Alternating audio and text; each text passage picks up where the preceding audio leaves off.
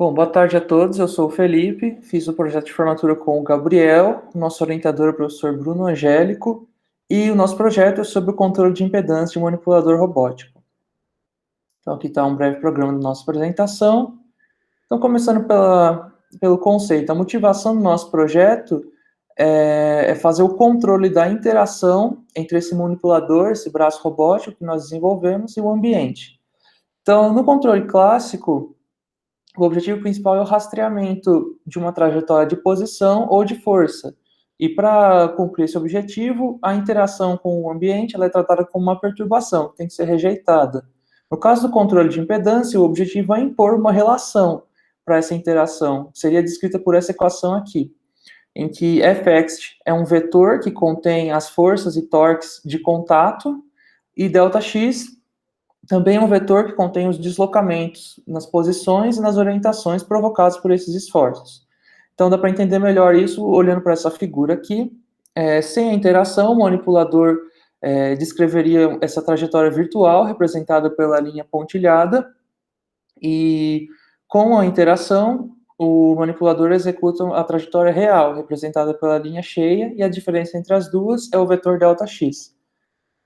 Para essa aplicação que nós desenvolvemos, nós escolhemos que essa relação aqui impusesse uma dinâmica desacoplada para cada componente do vetor ΔX e do vetor de esforços Fx.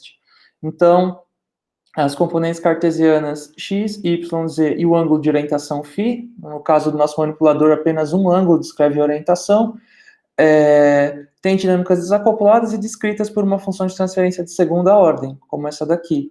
Então, na prática, o que nós temos é um sistema que se comporta como um sistema massa-mola amortecido para cada direção desses vetores aqui.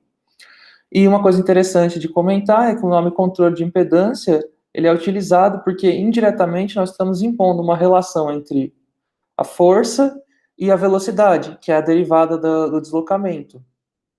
E no âmbito da mecânica, isso é conhecido como impedância. Como não havia servomecanismos com área de torque disponíveis, nós optamos por uma implementação baseada em posição. O diagrama abaixo mostra como o projeto foi realizado. A trajetória virtual XV é somada ao deslocamento produzido pela malha externa de impedância e aplica-se a cinemática inversa sobre o resultado para calcular os ângulos comandados, os quais servem de referência para a malha interna de posição. Os ângulos resposta obtidos geram interação com o ambiente, de modo que os esforços de contato são medidos para o cálculo de ΔX na próxima interação. Vale ressaltar que os servomecanismos utilizados possuem controle embarcado proporcional, logo há erro de regime. Por isso, adicionamos integradores para reduzi-lo. Então, agora comentando um pouco sobre os resultados que nós obtivemos. Aqui está uma foto do manipulador que nós construímos, comparado com o modelo CAD. Aqui está um detalhe para a eletrônica, integrando todos os componentes utilizados na parte elétrica. E também um detalhe para o sensor de força. No projeto que nós idealizamos, nós necessitaríamos de um sensor que medisse as forças nas três direções e também o ângulo, o torque que provoca um deslocamento no ângulo de orientação. Só que não foi possível adquirir uma solução comercial que cumprisse essas funções, seja por custo, prazo de entrega ou mesmo tamanho das opções no mercado. Então, nós projetamos e construímos do zero um sensor de força que medisse a força apenas em uma direção, só como prova de conceito, para testar o controle de impedância. Então, com relação aos testes, nós estamos apresentando aqui 3 testes que nós fizemos. Esse primeiro teste, chamado ensaio de perturbação 1, o objetivo é fornecer uma trajetória virtual constante para o manipulador e perturbar a extremidade dele com uma coisa bem frágil, sensível. No caso, a gente está usando um fio de macarrão. E aí o objetivo, então, foi escolher os parâmetros daquela função de transferência de segunda ordem, de forma que o manipulador ficasse suficientemente flexível e não danificasse o fio de macarrão cru.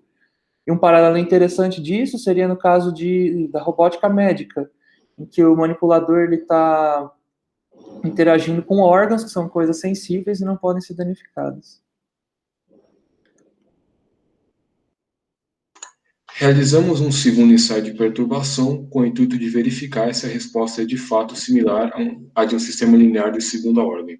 Para isso, o manipulador foi orientado de modo que a ponta do sensor ficasse paralela ao eixo Z da base e aplicamos uma carga de valor conhecido.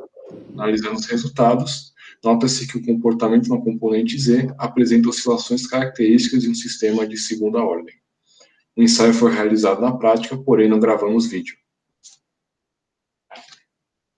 Como último ensaio, realizamos um teste de colisão com uma superfície normal ao eixo X da base. O objetivo foi de reduzir a penetração do manipulador na superfície, que, conforme está sendo mostrado no vídeo, esse objetivo foi cumprido.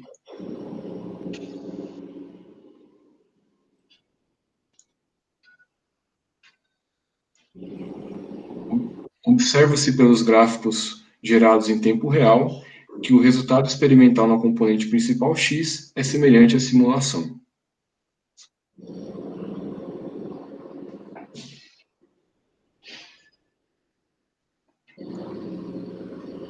Como conclusão, deve-se considerar alguns fatores.